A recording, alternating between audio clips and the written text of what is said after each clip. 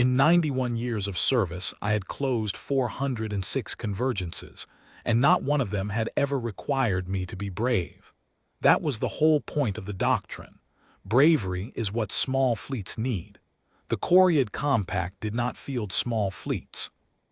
I am Cécedone, assessor of the third tally, and my work was arithmetic. When the compact marked a world or a station or a drifting hulk for claim, I rode the lead bark and I counted. I counted the claimant ships as they folded out of the dark and took their stations in the lattice. I counted the target's guns, its hulls, its remaining hours of air. And when the two columns of the tally crossed, when there was more of us than there could ever be of them, I logged the figure, and the target surrendered, because surrender was the only answer the numbers permitted. That is what a convergence is. We do not charge, we do not duel, we arrive and we keep arriving until resistance stops being courage and starts being a category error. A single Coriad bark is nothing special, I will admit that freely now. Our hulls are thin, our crews are slow-blooded and we tire. But 200 barks folding into the same volume of space, one after another, hour after hour, until the sky around a target is filled with the soft blue light of our vain glow, that is not a fleet. That is a verdict. Nothing in the surveyed dark had ever argued with it. So when the marker came down on the Latimer relay, I did not feel anything I would call concern. I felt the small, clean satisfaction of a clerk handed a tidy sum. The relay was a nothing. A waystation bolted onto an old fuel-cracking platform at the edge of a brown dwarf's failed glow, crewed by a mixed scatter of species too poor or too stubborn to live anywhere better. Some Yuli, some of the little four-handed Pell, a handful of independents whose origins the manifest did not bother to record. It traded in coolant and salvage rights, and the kind of information that is only valuable to people with nothing. The compact wanted it because it sat across a fold lane we intended to fold through for the next century, and a thing that sits in your road is a thing you remove. The ledger filed it as a soft claim. Estimated resistance, negligible. Estimated duration, 9 hours, surrender included. I keyed my assent and we folded. We came out clean, the way we always did, the lead bark first and then the lattice assembling behind us in its patient geometry. The relay hung there in the dwarf's dull red light, small and bristled with patched antennae, turning slowly on its axis like something asleep. My instruments tallied it in under a minute. 41 souls aboard, give or take the independents. 3 light defense emplacements, none of them rated for hull work. Fuel for perhaps 2 days of hard burn, less if they ran the lights. Marshal Dalveth opened a channel to me from the command tier.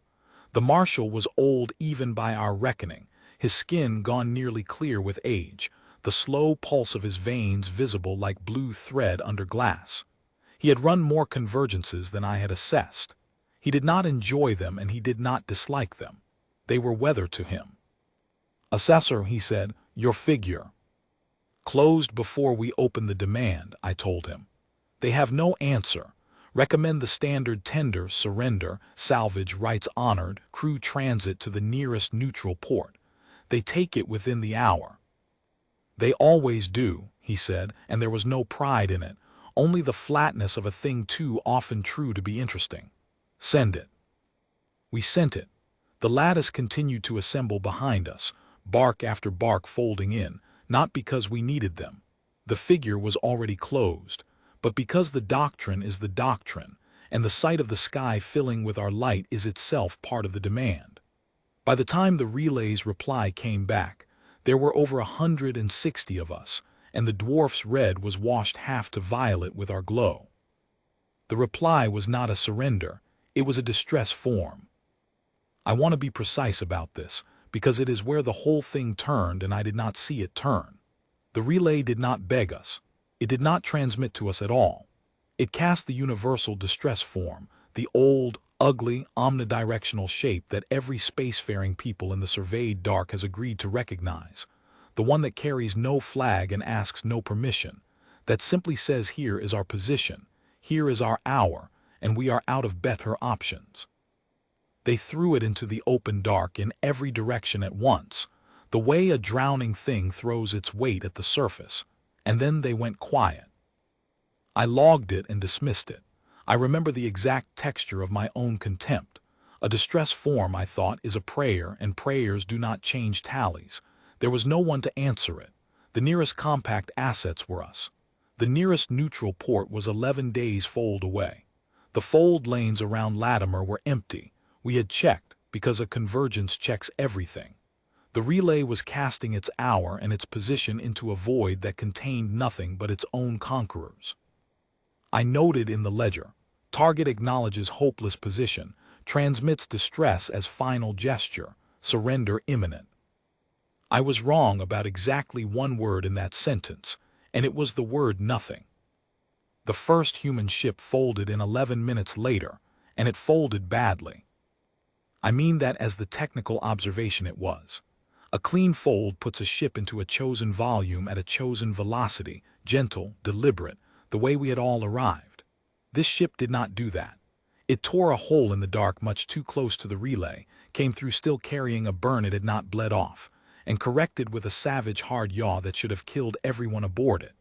It was small, smaller than a bark, a lean gray wedge with no glow to it at all, dark as a tooth. It had not stopped to assemble anything.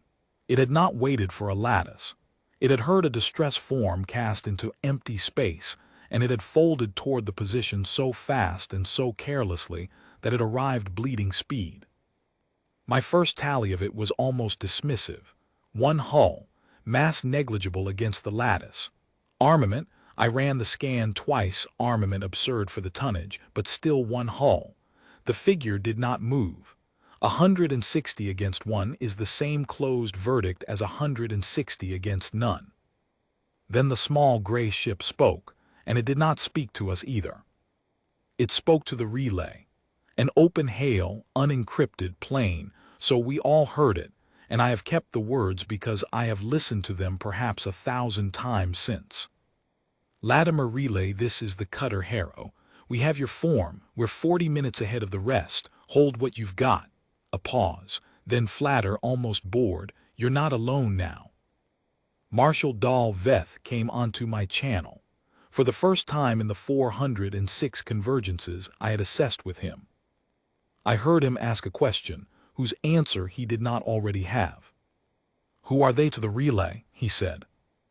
I checked the manifest, the trade records, the flag registries, the kinship rolls. Nothing, I told him.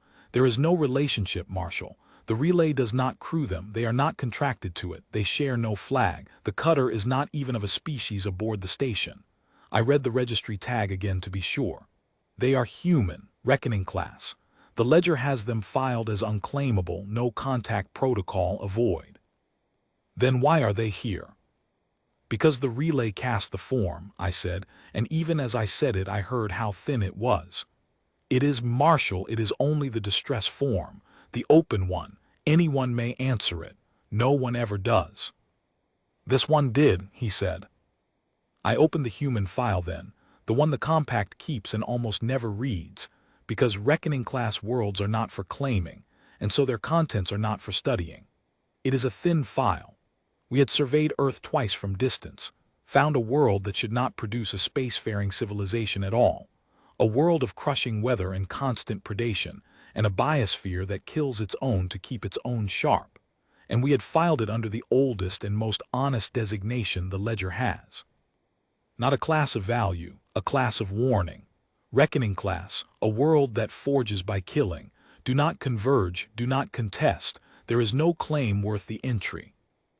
I had read that line 100 times across my service and understood it as a curiosity, a flag on an empty road. I understood it differently after Latimer. The cutter Harrow did not hold its 40-minute lead in any cautious way. It came in toward the relay and put itself between the station and the nearest arc of our lattice, one small dark hull against 160 lights, and it did not posture, and it did not threaten, and it did not, I noticed, even raise its weapons to ready. It simply took up a position. The way a thing takes up a position it does not intend to leave, and it waited, and the waiting itself was the most aggressive act I had ever assessed. Marshal Dalveth sent the cutter the tender we had sent the relay. Surrender, salvage honored, transit guaranteed. It was, I think, an act of habit. The doctrine answers everything with the doctrine. The reply came back in the same flat, unbothered voice. That offer's for you, the human said. We'll hold it for when you want it. I logged that too. My hands were steady. The figure had not moved. One hull against 160 is a closed verdict in every law of war the surveyed dark has ever written. I told myself that the way you tell yourself the floor is solid while it is already tilting. The rest of them folded in over the next 40 minutes, and they folded in the same wrong, hungry way the first one had: too fast, too close, bleeding speed, correcting hard, as if every one of them had heard the same prayer cast into the same empty dark and thrown itself at the position without stopping to assemble anything. They did not arrive in a lattice. They arrived the way weather arrives. By the time the last of them was through, there were 19 human hulls in the volume around Latimer Relay. 19 against 160. I ran the new figure. I ran it carefully, the way I had run every figure of my service, because arithmetic was the one thing in the surveyed dark I trusted without reservation. 160 barks against 19 human hulls. By mass, by hull count, by every column the ledger keeps, the convergence held. The verdict was still ours. I logged it. Reinforcement insufficient. Figure unchanged. Surrender still the only rational outcome. And it was true. That is the part I have had 91 years of habit and a lifetime of trust in numbers to reconcile, and I cannot. The figure was true. The doctrine was sound. The math was the math. It simply did not matter, and I am still learning what it means that it did not matter. The humans did not surrender, and they did not charge. They did the thing I had no column for. They began to work. They came apart from each other into a loose spread that my instruments wanted to call disorder, and that I slowly understood was nothing of the kind. Every hull covering an arc, every arc overlapping its neighbor, no gaps, no clustering, no glow to give a gunner a soft point to aim at. Where our lattice was a geometry meant to be seen, theirs was a geometry meant to work, and it was ugly, and it was efficient, and there was not one wasted hull in it. Then the nearest bark in our arc, the Seft Ion 600 crew, a good ship, put out a ranging pulse, the routine kind, the kind that precedes nothing, the kind a convergence sends 1,000 times in an idle hour. And the human spread answered it before the pulse had finished, the way a predator answers a flinch. I did not see the shot. I saw the Seft Ion stop being a ship. There was no duel, no exchange, no escalation I could log as a sequence. One moment 600 of my people were a bark in the lattice, and the next they were an expanding cloud lit from within, and the human hull that had done it was already shifting its arc, already looking elsewhere, the casual movement of a thing that had finished a small task and gone looking for the next. It did not pursue. It did not crow. On the open channel, the same flat voice I had heard before said only, to its own formation, 1. Watch your spacing. And that was the entire eulogy the Seft Ion received from the people who had ended it. I want to make the horror precise because it was not the violence. I had assessed violence. I had logged the deaths of ships before. Convergences are not always bloodless, and I am not a stranger to the cloud of light that a hull becomes. The horror was the temperature. The human voice that counted off the Seft Ion was not angry. It was not exultant. It was not afraid. It was the voice of someone reading a number off an instrument, and the number it had read was 1, and the flatness of it told me, before my arithmetic would let me believe it, that there were going to be a great many numbers, and that the people reading them off intended to feel nothing at all about any of them. Marshal Dalveth's channel opened. His voice had changed. Not loud, the Korea do not get loud, but there was a slowness in it now that was not the slowness of age. Assessor, reassess.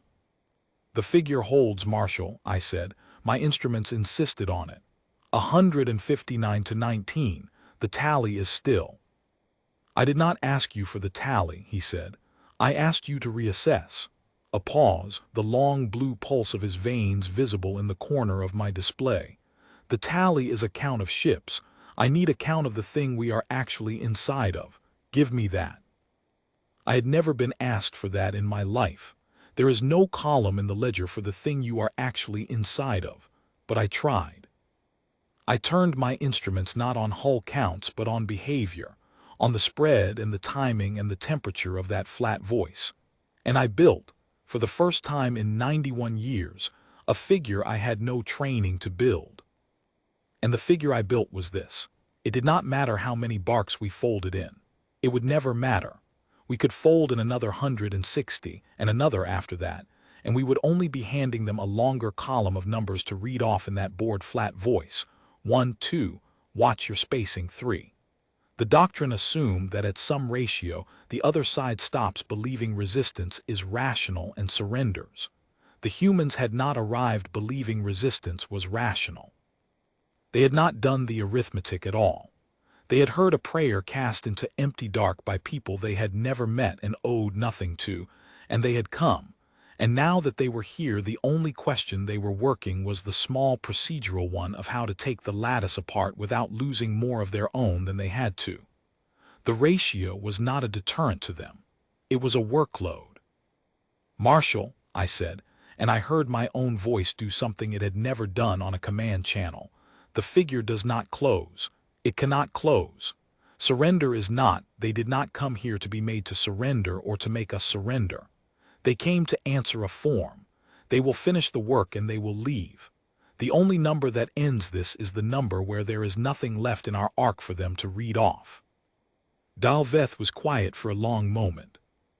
Then the doctrine is wrong, he said, not as a cry, as an entry, an old assessor logging a corrected figure. For the first time in my service, the doctrine is wrong, and it was wrong before we folded, and we will not all survive learning it. Another pause. Open me a channel to them. They let him speak. That too I have thought about. A people who came to break us still answered a hail, still let an old slow-blooded marshal say his piece, because a hail is a kind of distress form too, and they did not, it seemed, refuse those. This is Marshal Dalveth of the Coriad Compact, he said. We came to claim the Latimer relay. We did not come for you. We have no claim against your kind, and we do not contest your worlds. We withdraw the tender. We withdraw the convergence. We ask transit out, and we will not fold this lane again. The flat voice answered, I have kept it like the others. This is the Harrow speaking for the Reach Group. We didn't come for you either. We came for them. A pause, the slight dry shift of a person looking at a different instrument. 41 souls on that station threw a form into the dark, and you parked 160 hulls around it and told them to surrender or be salvage. We're not interested in your claim, and we're not interested in your tender. Here's the entry. You pull every hull back beyond the relay's far horizon, you hold there, and you let the station's people make their own choice with no convergence around their necks. You do that, you transit out clean, and we never speak again. You range one more ship at us, we read off the rest of you. That's the whole offer. It doesn't have a second version. It did not threaten and it did not bargain. It stated a correction the way I would state a corrected sum. Here is the figure. The previous figure was an error. The error is now fixed and waited with the patience of arithmetic for us to agree with a thing that was simply true. Dalveth ordered the withdrawal. Most of the lattice obeyed. The Coriad are a disciplined people, and a marshal's order is a marshal's order. Bark after bark shed its station and fell back toward the dwarf's far side, the great patient geometry dissolving in reverse. I logged the withdrawal.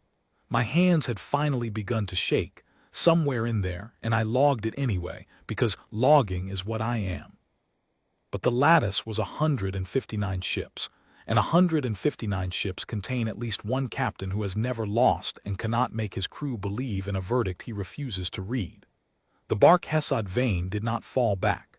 It held its station above the relay. And then, slow and certain in the way of a thing that has decided the only failure here is fear, It brought its main batteries to bear on the small dark cutter that had started all of this. It got the firing solution. I saw it complete on my own display.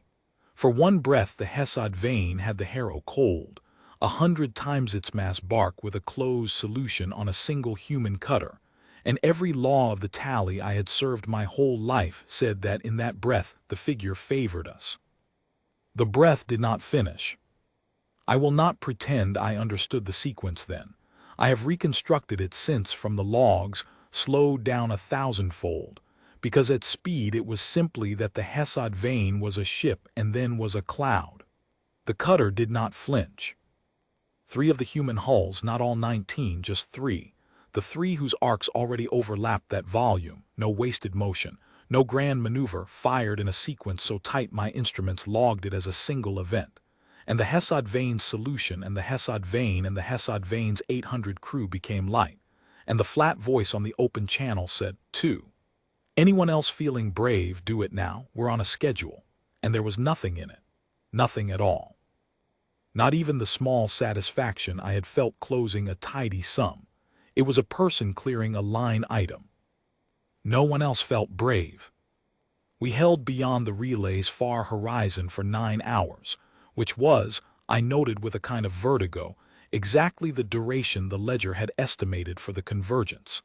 9 hours. We had logged it as the time to a surrender. It was instead the time the humans needed to do the thing they had actually come to do, which was nothing dramatic at all. They talked to the relay. They sent across whatever the relay needed coolant, I learned later, and parts and the simple fact of their presence, and they let the 41 souls aboard decide with no convergence around their necks what they wanted. The relay chose to stay independent. The humans did not annex it, did not flag it, did not even seem to want anything from it. They had not come to acquire. They had come because a form was cast, and answering the form was the whole of the matter, and once it was answered, there was nothing further they required. When the 9 hours were up, the human spread began to fold out, one ugly hard fold at a time, each hull tearing its own hole in the dark and gone. The cutter Harrow was the last. Before it folded, it sent one more hail on the open channel, and it was not to the relay this time. It was to us. Coriad, we pulled the entry on this lane from our charts. You won't see us out here again unless somebody throws a form. If somebody throws a form, we'll be back, and it won't matter how many of you are standing around it. A pause. The flat voice did not harden. It never once hardened in all the hours I listened to it, and that is the thing I cannot get out of my hull. It's not a threat, it's just how it works. Safe transit, Marshal. And then the dark was empty, and the relay turned slowly on its axis in the dwarf's dull red light. Asleep again. 41 souls who would never know how close the tally had come to closing over them, and 157 Coriad barks that had folded in to render a verdict and were folding out having received one. Marshal Dalveth died 4 years later of age, and I sat with him at the end. He was nearly transparent by then, the blue threads of his veins gone faint. He said one thing to me about Latimer near the last. We built a doctrine, he said, on the certainty that at some figure everyone surrenders. We never found the people who don't do arithmetic at all.